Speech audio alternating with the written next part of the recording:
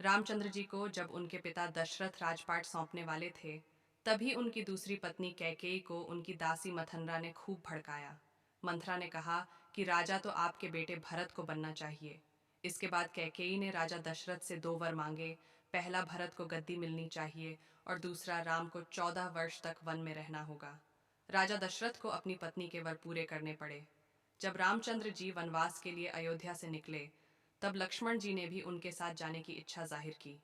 लक्ष्मण के वन जाने की बात सुनकर उनकी पत्नी उर्मिला भी साथ जाने की जिद करने लगती है।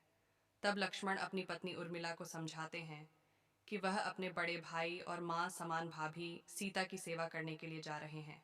अगर तुम वनवास में साथ चलोगी तो मैं ठीक तरह से सेवा नहीं कर पाऊंगा। लक्ष्मण के सेवा भाव को देखकर उर्मिला साथ जाने की जिद छोड़ देती है और महल में ही रुक जाती है। वन में पहुंचकर लक्ष्मण भगवान राम और सीता के लिए एक कुटिया बनाते हैं। जब राम और सीता कुटिया में विश्राम करते थे, तब लक्ष्मण बाहर पहरेदारी करते थे।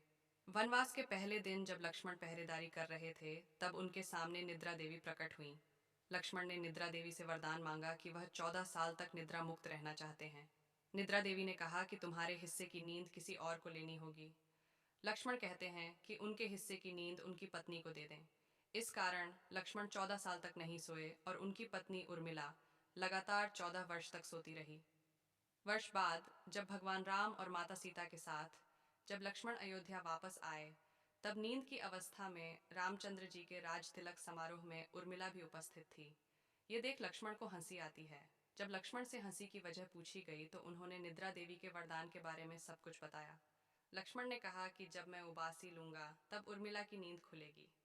लक्ष्मण जी की इस बात को सुनकर सभा में मौजूद सभी हंस पड़े। सभी को हंसते देख उर्मिला लज्जावश समारोह से उठकर बाहर चली जाती हैं।